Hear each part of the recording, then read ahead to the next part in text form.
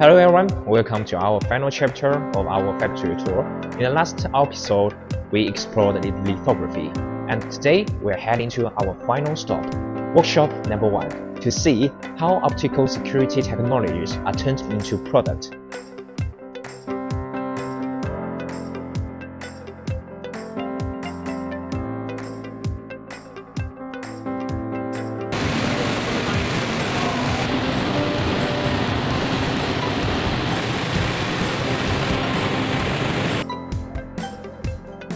From lithography mastering to mass production, every step is highly quality controlled. Every machine, every operator here works with one goal in their mind: secure and reliable identification.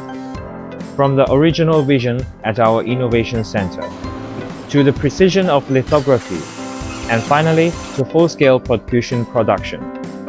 This is how advanced optical security technologies are made.